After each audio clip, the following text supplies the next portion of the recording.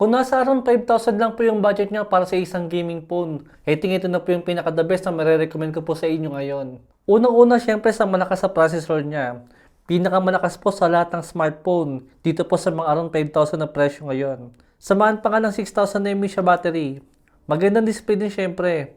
At syempre, formang gaming phone din. Ito po guys ang Nubia Neo 3 4G.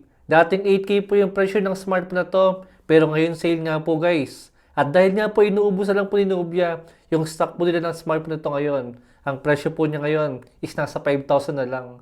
Ang secret weapon po guys ng smartphone na to na hindi nga po natin makukuha sa iba is itong napakagandang touch sampling rate niya.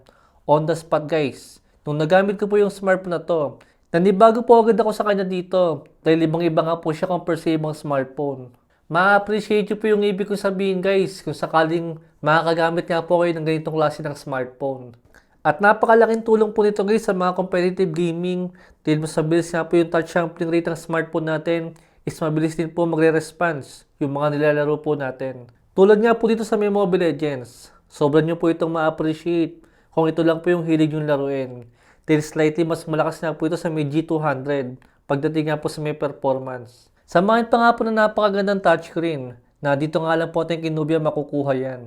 Kaya kahit naka-IPS lang po yung display niya, na which is tama lang naman guys para sa may around 5,000 na presyo. Ang kaso guys talagang hinigitan pa po ni Nubia yung ibang smartphone nga po or even yung mga mas mahal sa kanya. Isipin mo guys, kaya naman pala tayong bigyan po ni Nubia ng napakagandang smartphone sa napakamakatwiran na presyo. Ang problema po guys, doon lang talaga nila maibibigay yon sa mga lumang smartphone nga po nila.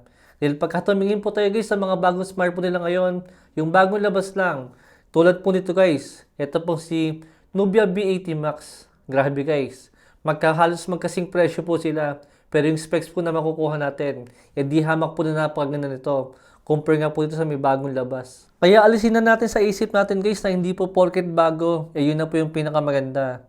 Dahil sa tagal ko pong bumibili ng mga smartphone at nagre-review din, laging nakabase po ang pagiging sulit ng isang smartphone sa specs po na makukuha natin. Dahil marami sa atin guys, sa brand pa rin po talaga nakatingin. Pag nakita nilang Vivo, yan ay kayong gusto ko, siguradong matibay. Tapos pagka nakarinig naman sila guys ng bagong brand sa pandinig nila, nako ayoko kanya hindi ko pakilala. Malamang sa malamang China lang yan. Ang hindi nila alam guys, sila Vivo, sila Oppo, saka po sila Realme, is lahat po yun is mga China lang. Tulad po nitong Sinubia nga. Kaya kung sakaling bibili ka lang din naman guys ng bagong smartphone, ang unang tingnan po natin is yung mga lumang smartphone po na mga available pa. Especially po yung mga last year model. Dahil madalas guys, yun pa po yung mga sulit na smartphone na makukuha natin na meron po mas murang presyo and yet guys mas maganda po yung specs.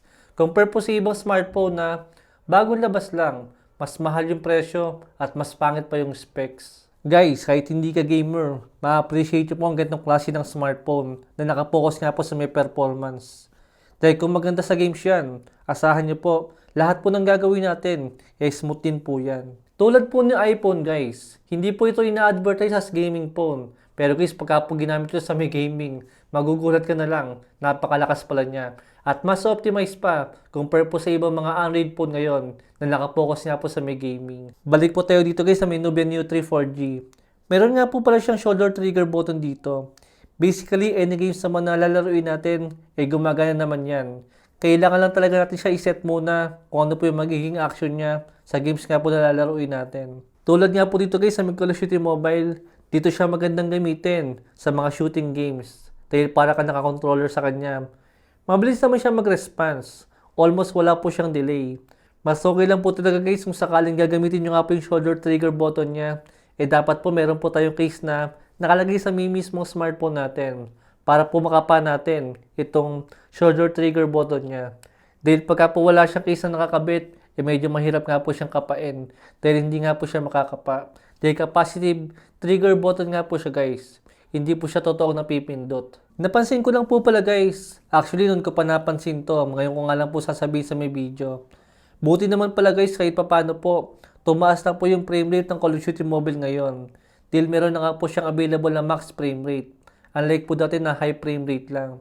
Ang kaso guys, medium graphics pa rin talaga siya. Kaya kung sakaling COD Mobile din po yung madalas nating laruin, I think ma-appreciate nyo po itong Nubia Neo 3 4G ngayon.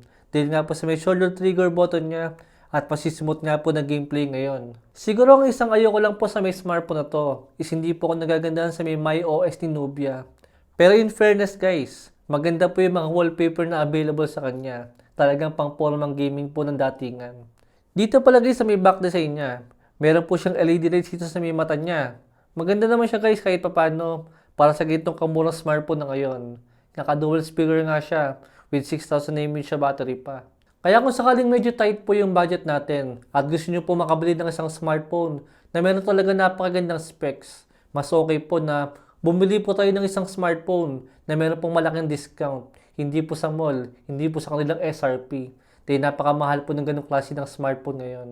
Meron ng Shopee, meron ng Lazada, meron ng TikTok. Malaki po yung mga discount na makukuha natin doon kaysa po sa mall.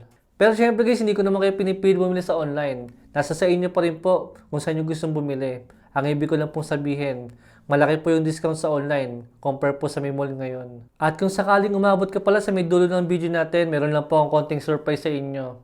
Mag-comment ka lang dyan guys sa may comment ko dyan, sa may baba nga po sa may comment section.